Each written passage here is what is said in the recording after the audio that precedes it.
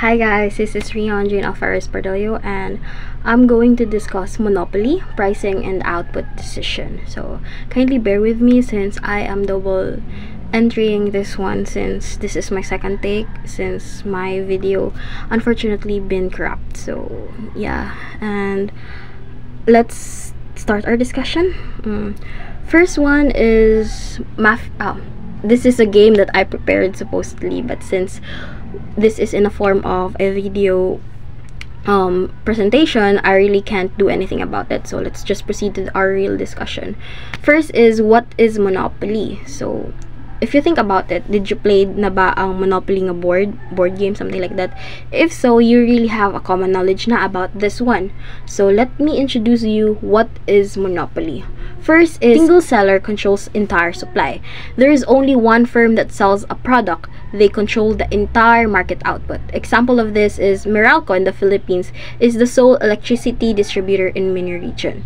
And if there's only one electricity company in our city, that's a monopoly in electricity distribution.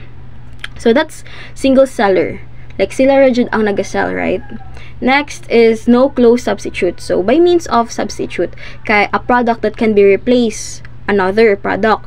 But in monopoly, you don't like the product or like price, wa kay mabuhat because there's no real alternative. Consumers have no similar alternative, so they must buy from that one seller. So for example of it is local water district sa atong city. For instance, kung wala na tubig na na-produce sila, so they just can't switch brands, diba? Dili ra ta kapili, dito na lang ko sa Pikas mo tap since more can sila may mag-produce. So that's the monopoly is. What's it say? Close substitute. Next is, they are the price maker, not price taker. It is a common knowledge that sa kanang competitive markets, monopolists can set the prices, diba? Unlike sa competitive markets, monopolists can set price since they control the supply. And an example of this is an Apple, like kanang brand, diba? It can set higher prices for iPhones due to brand and tech uniqueness, right? But why does anong dili maximum point ang ilahang pricing? Why does mura Japon siya abot kaya? Next is features of monopoly. So what are the features of monopoly? First is that it is a single firm equals entire industry. So I've discussed it earlier. It is a one firm supplies the market. Next is no substitute, so consumers cannot switch to similar products that easily. Next is that it is a price maker. The monopolist chooses price but cannot set both price and quantity independently. Ano kahasa? Well, it will be discussed in our later discussion. Next is that downward sloping demand curve. So this one. To sell more units, the firm must lower the price. If the monopolist charges a high price, few units sold. That's the common sense, diba? Human as we are, we tend to buy a lot of things, especially if like ganing barato ra siya. We tend to hoard some things, especially if it is so down price gani sa like for instance, ang kanang ang product ni tag 99 pero naa-say tag 59. People tend to buy the 89 regardless of the brand or whatsoever because of the price. So if it lowers the price, more units sold. So as the price goes down, the quantity of demand goes up, and that's a downward slope. I do hope that you understand that it's somehow like sayo na siya sabton. Why does ang monopoly kay pa downward slope siya? Next is the entry barriers. So these are the obstacles that make it very hard or very expensive for new firms to enter. It can be in legal ways, for instance, patents or government franchise. Next is the huge startup cost. It is a common knowledge for us that if we wanted to have a business, right, kay need jud na to og ka ng capital. So liso jud siya buhaton og ka ng like maka-start up kag competitive one in terms of like that since wa kay pang capital. Especially if kanisad ang usasad kay nasa control of kay raw materials. For instance, for an example kay ang kanang ice, diba, need dag freezer or something nya. What if usara ka buok ang sole distributor nga ice nya kanang freezer, di jud na nila ibaligya since ganahan sila sila ra ang makabaligya na, diba? One of the things a monopoly can be called kay one single seller to the entire market, right? So that's it. Entry barriers means anak kay dili ka dali-dali makalisod. So because of these barriers, potential competitors say, too risky, too costly, I won't enter, something like that. Next is control over price and output. So though a monopolist is a price maker, he has no unlimited power to charge a high price for his products in the market. This is because he cannot disregard demand situation in the market. So if a buyers refuse to buy at a very high price, he has to keep a price lower. He will produce the level of output which maximize the profit and charge only the price is at which he is in the position to dispose of his entire output. Thus, a monopolist sets price for his production in relation to the demand position and not just fixed up any price he likes. So, muna akong gipasabot ninyo earlier na dili ka basta-basta ang Apple nga muset siya taas kaayo nga price because of the demand. Because if we wanted to maximize our profit, basically, you must lower your price whereas mamit sa tanan. That's the sense of it. So, makita sa ninyo sa further discussion giun sa pag-solve. So, I hope that you will stay put. Next is the type of monopoly. So, there's two types of monopoly, guys. First is absolute monopoly. Absolute monopoly means total control, diba? But let me read it first. When a single firm is the only producer and seller of a product with no close substitutes and complete control over the market. So, sila Richard, wala na. Consumers have no alternative source of the product. So, think of it like, for an example, kanang naa ka sa isa ka taon nya human kamo rin nagbaligya og mineral water nya human ni bagyo pa jud wa na jud ang entire kanang palibot nimo, entire city ninyo og kanang tubig nya kamo rin na ay source.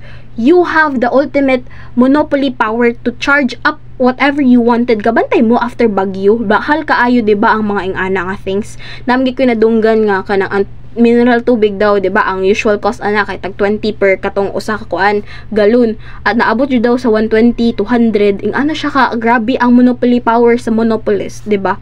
Gigamit jud nila ang kanang ilahang kay lagi people don't have any choice but rather buy it. Kay kung di sila mapalit, di sila kainom og tubig, diba? So that's the absolute monopoly.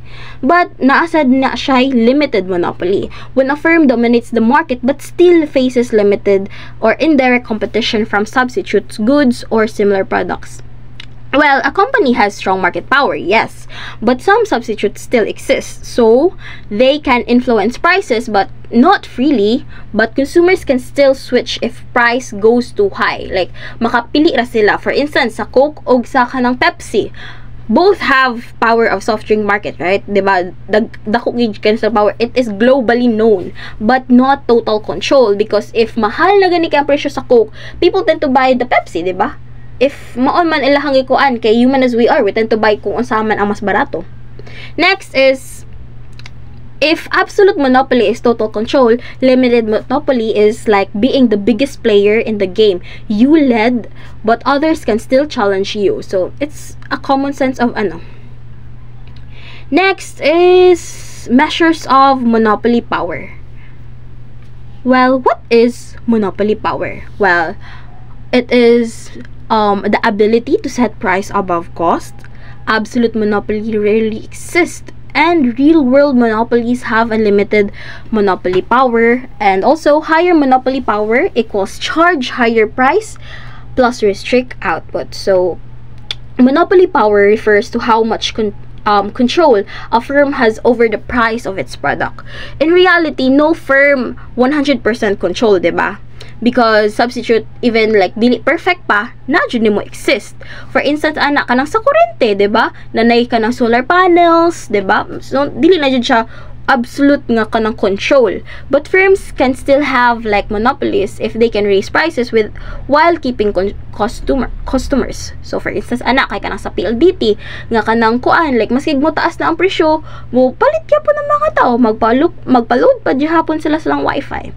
So when a firm restricts output and charges a price far above marginal cost, it is exercising monopoly power. So that's the very it. Next is the three measures of monopoly power. these three kay naa ni siya kanang measures on how much monopoly power a firm has. Though naa sila different approach from a different angle. First is the traditional measure. It is based on elasticity of demand. Next is Lerner's measure, which is nagbase siya sa price cost margin, and then the Triffin's measure, which is nagbase siya sa cross elasticity with substitute. So let's discuss this one by one. First is the traditional measure. Traditional measure nagdepends on elasticity of demand, and elastic demand goes high monopoly power, elastic demand is low monopoly power, and perfect competition is zero monopoly power. So the tradition measures says that the degree of monopoly power is inversely related to the elasticity of demand. If the demand is inelastic, consumers don't respond much to higher prices, so firm can increase price significantly. If the demand is elastic though, even small price increases make consumers leave. Firm has weak monopoly power. So under perfect competition, demand is perfectly elastic. Firms cannot raise its price at all. So that's zero monopoly power. As an example of this is like the medicine for chronic disease. Like kanang mga sakit-sakit kabantay mo, ang presyo na nila mahal kaayo, diba? Companies can charge high prices. So that's what a high monopoly power.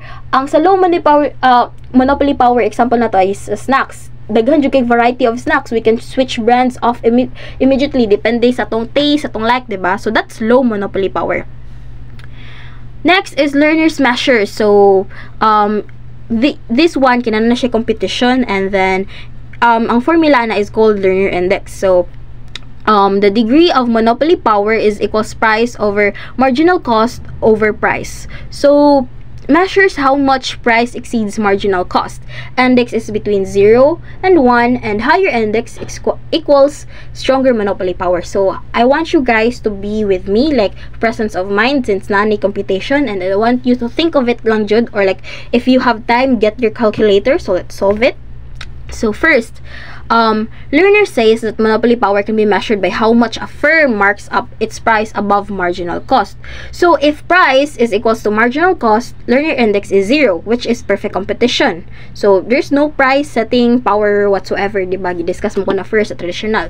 Next is if price is greater than marginal cost, then Lerner index is greater than 0. So the firm has monopoly power. That's the common sense of it. And also, if a firm can never have an index of 1 because of marginal cost, cannot be 0. So this index shows how strongly the firm can push price above cost without losing too many customers. So an example of this is, I want you to imagine, or like to grab your paper whatsoever, is add up for example, ang price kay 40 and marginal cost kay 10. So 40 minus 10 over 40. So if you will gonna calculate it, it will gonna total of 0.75, which means it is a price of pure markup, very strong monopoly power. So Lerner index measures monopoly power by looking at the price cost gap. The bigger the gap, the bigger the monopoly power is. Next is limitations of Lerner measures. Let's be honest guys, na dyan na limitation ang Lerner's measure. Reasons why: first, only measures existing substitutes. Next is ignores potential competition and cannot measures product differentiation and cannot reflect non-price competition. So an example of this is kanang Apple. It really had a very huge or big monopoly power. As you can see, daghan kaayo mga user, diba? Due to branding, like if diba known majud ba ang Apple nga, if you have that kind of product, you are keyboard guys kuno ka. So Lerner index cannot capture brand loyalty. Kaya what if napulaan ka sa iPhone, so yinahan ka mo gamit og kanang Android na lang, so they can't capture that. So to think of it, Lerner index is useful but incomplete. Real monopoly power is more than just price minus cost. What you remember, you guys. Next is Triffin's measure. So it based on elasticity of demand, and gross elasticity is equals to reaction of demand for X when prices of Y changes. So lower cross elasticity is higher monopoly power, and zero cross elasticity is absolute monopoly.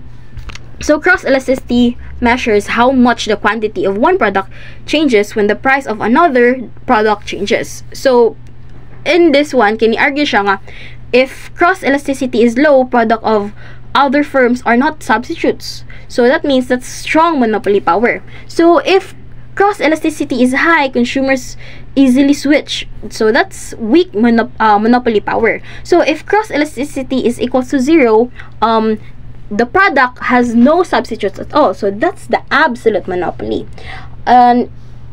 Okay, if your example is this, if sa Pepsi nga price kinag-increase and people switch to Coke, so that's high cross elasticity. So that means ang Pepsi na sila weak monopoly power. So I do hope that you understand that.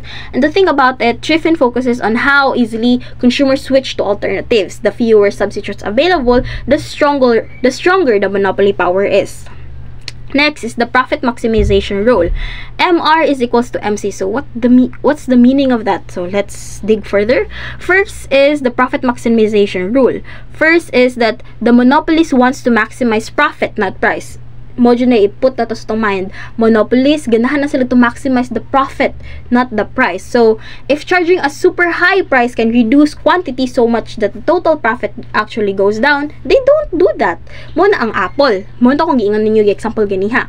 The goal is the best combination of price and quantity that gives the highest profit rather. So, next is profit is maximized when marginal revenue is equals to marginal cost. So marginal revenue means extra revenue from one more unit. Marginal cost is extra cost of producing one more unit. So marginal revenue is greater than marginal cost. Producing one more unit adds more revenue than cost. So that's profit increase. But if balisad siya, if ang kanang marginal revenue kay less than marginal cost, then it is nagproduce kag more adds more cost than revenue. So that's profit decrease. Whereas dapat the exact point where marginal revenue and marginal cost met, like equal sign, is where profit stops increasing and starts decreasing. So that's the optimum. So next is quantity is chosen first, price is chosen second. Why? Look at kanang atong MR and MC nga curve, diba? If you find it na quantity there, whereas dito nag-meet si MR is equals to MC. If you go up vertically from that quantity to the demand curve, the point gives the maximum price. Consumers will pay for that quantity. So that is the monopoly price.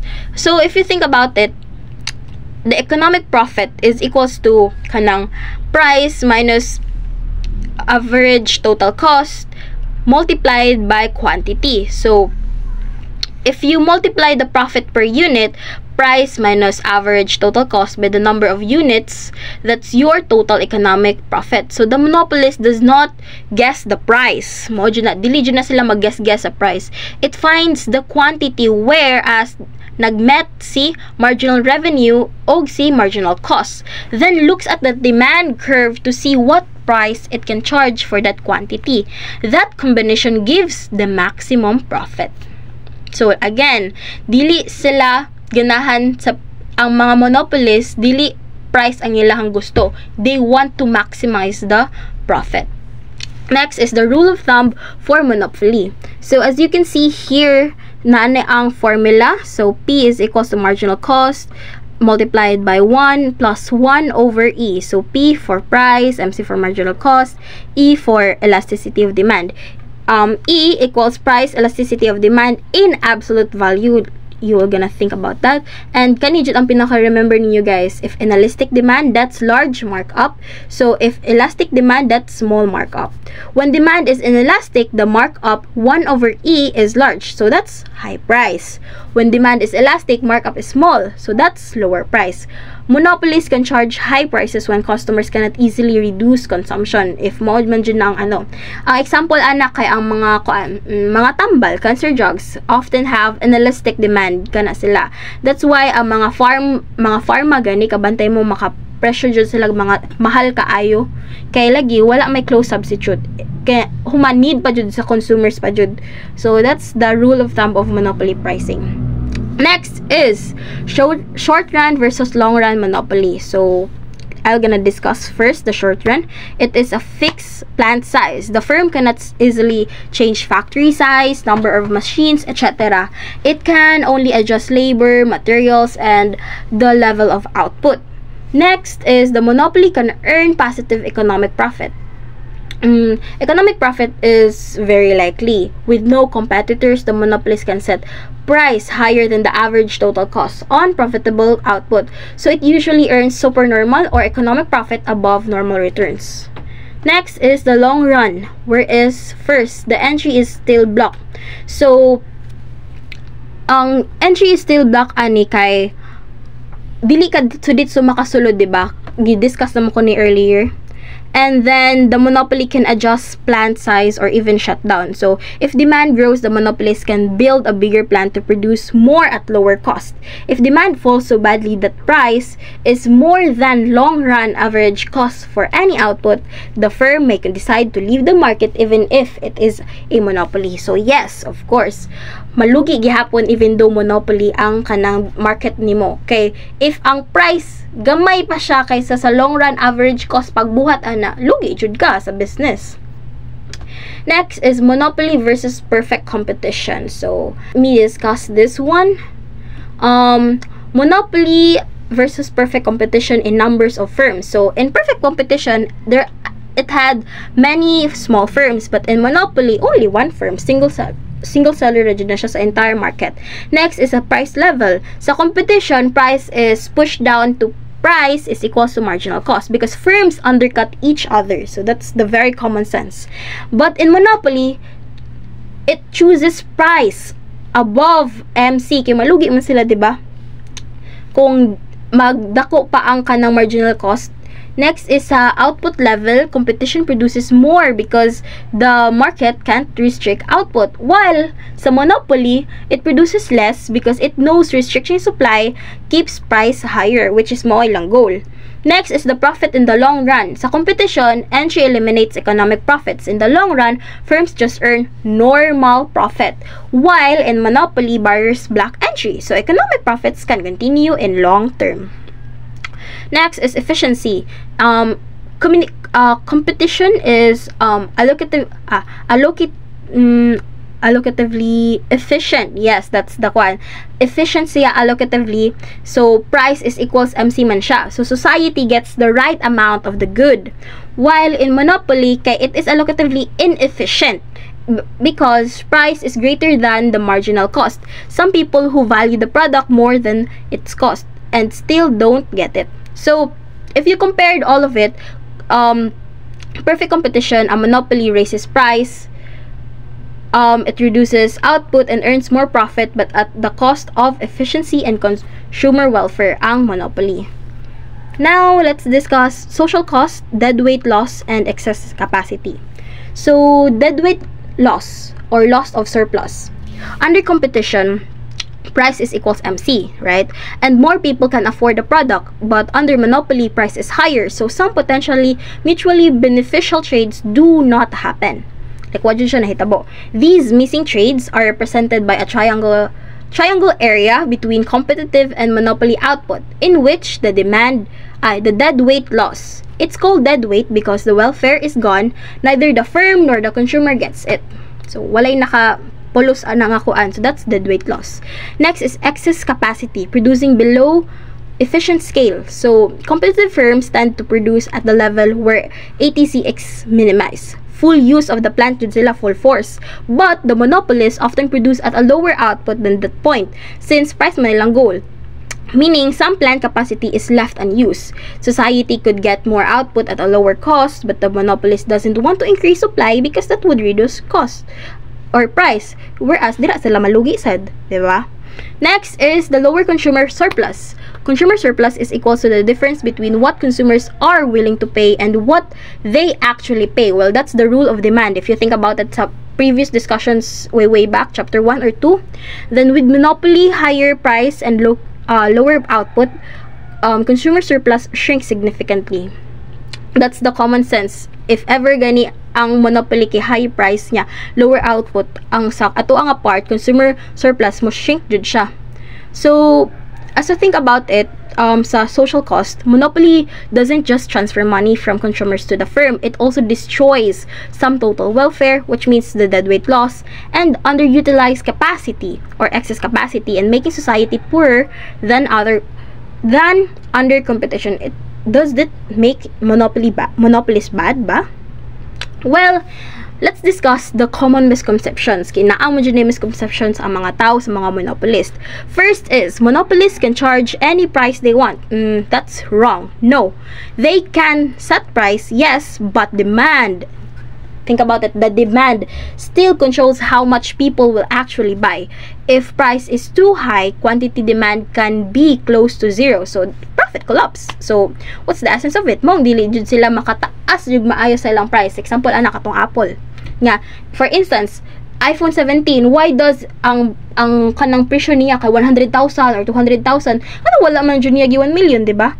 Because if taas jud kayo imuhang price, the quantity demand can be close to zero. So, imong profit ana wala ra. So, napag i-meet na lang siya halfway, whereas daghan ang makapalit, daghan ang makakuan afford to taas imong kita, di ba? That's the goal, di ba, sa mga kuan sa monopolists nga. It is not the price but rather the profit. They want to maximize their profit. So monopolies always make huge profits. Well, not always, but yeah, sometimes. If overall demand is the market is still very low, even monopolies may not cover its costs and might shut down. So na jud na possibilities nga ma-shutdown ng company even though nga monopoly na. Next is all monopolies are bad. Not necessarily. So that's the contradiction about earlier I've discussed. Some are natural monopolies. By means of natural monopolies is like water, electricity, train, like we need it. It's a necessity. Kailangan na to. So that's why it's not a bad thing to have that kind of kanang monopolies, since we are also the beneficiary of that. Also, to think about it, it may be cheaper and more efficient if there's only one big firm ang nagdalaan na that serves the whole market rather than many small ones duplicating infrastructure. However, these are often regulated by government to protect the consumers. Well, sa mong province man sad guys, good kay kada gani among government kay naama na sila ROI nga group page, whereas always jud na nila gaman, like every week jud na sila magakuan sa price range gani, if nisaka ba, nimubo ba. Like I do hope nga someday nga nasa dingan ang government nga initiative ba. Whereas para kita nga consumers aware ta kung giilad na ba ta sa monopolies, because sometimes wala na bita kabalo nga giilad na data. Kidding. Next is the things that you will gonna remember. Of course, we must remember this one. This is the very summary of all that I've discussed. So I do hope that you learn something. So yeah. Monopoly is a market where a single firm controls the entire market supply, faces a downward sloping demand, and makes pricing output decisions based on profit maximization using MR is equals to MC. The monopoly sets price above cost, leading to higher prices, lower output, and supernormal profit. So now let's go to the Q&A portion, since during a area kay kanang if ever man good na ta sa face to face, of course you will going to ask. So I'm gonna include this one. This is the things that I thought na you were going to ask, since dinhi jud nga part murag libog-libog pagani. But I'm gonna be gentle enough for you to understand. And also, if you have questions regarding to my discussions, you can just freely chat me guys, since I'm free to do it. So, first question. Why can't a monopoly choose any output and price? Because the demand curve links to price and quantity, making them interdependent. Well, a monopolist can choose either how much to produce, so that's the output, or what price to charge, that's the price. But once one is chosen, the other is automatically determined. So if ganahan kag lower nga output nya, high like kanang lower sad nga price, then ma-determine jud na nimo kung ganang lower output imong price sad mag-determine sad sana by the demand curve, di ba? Unsa may demand curve kuno base sa kwan, it's the sloping one. So next, okay, I'm gonna give examples to further ano lang. If the monopoly wants to sell more unit, it must lower the price, because consumers will only buy more at lower price. Human as we are, we tend to do that, right? So if it wants to sell fewer units at a high price, it must reduce quantity demand because fewer consumers will buy at that kind of price. So, monopolist does not control consumer behavior. The demand curve dictates how much consumers are willing to buy at each price. So, the firm cannot freely choose any random combination at all. So, price and quantity are always tied together. So, di jud na siya makuan. But buhat og ilahara. Though, they're the price maker, but still, need Japan nila mag-rely sa demand. Okay, what's the next question? Why does the demand curve slope downward in the first place?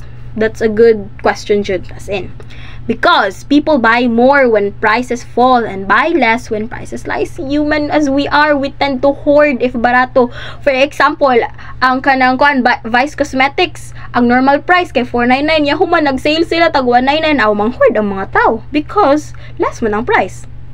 Though there are 3 reasons why. First is the income effect. When price drops, consumers feel richer because their money can buy more. So, they buy more of the product. So, that's where the profit meets, diba? Sa substitution effect, when price rises, consumers switch to alternatives. Even though dili kay perfect alternatives. When price falls, they switch toward a cheaper product. Kung asang barato, dito jud sila mapalit. Next is the diminishing marginal utility. Each additional unit consumed gives less satisfaction than the previous one. So consumers are only willing to buy extra units if the price will fall. So if you think about it, the demand curve slopes downward because of normal human behavior. It's just a normal behavior, guys, nga manghoard ta if barato. Diba? Higher price, lower quantity demand. But if lower price, higher quantity demand. So this applies in all market, and that's include monopoly. So what if consumers become more informed? Does monopoly power shrink? Well, yes. When consumers become more informed, monopoly power usually decreases. But you might ask, why? Well, information makes it easier for consumers to compare prices, understand alternatives, and judge whether the monopoly price is too high. So, even if no perfect substitute exists, informed consumers may find partial substitutes, reduce consumptions, or shift to alternatives. Like for example, sa kanang kuryente, nagamit na og solar, diba? Napagay si Kuya Kim, lamang ang may alam. More informed consumers are generally more price sensitive, which means demand becomes more elastic. So, if you think about it as a whole, as consumer awareness rises, price sensitivity increases, the demand becomes more elastic, and monopolists cannot raise the price that easily. So, monopoly power shrinks when customer becomes harder to exploit. Kita medyo gi-exploit na, guys. So, you're gonna be, dapat na alam, ganun. So, this is the end, and thank you, and I do hope you understand something about my discussion. And again, I'm very sorry if it may like so fast. I actually have a previous discussion a while ago, but since it was unfortunately got virus detected, ayun, na-delete siya tanan. So, I am doing this again, and I do hope nga I still deliver the same way I did ato nga days, because like I'm really not that kind of but like if you have any questions, you can feel free to chat me lang, guys, and ask questions in regards to my topic, since I can fully like discuss it to you one by one, especially the competition part. Whereas I believe naman sad as accountancy student, mas lisod pa ang atong kwenta ato sa ubang subjects kaysa ato. So kaya rajud to ninyo, guys, and I do hope that all is well and everyone is safe. So God bless. Thank you.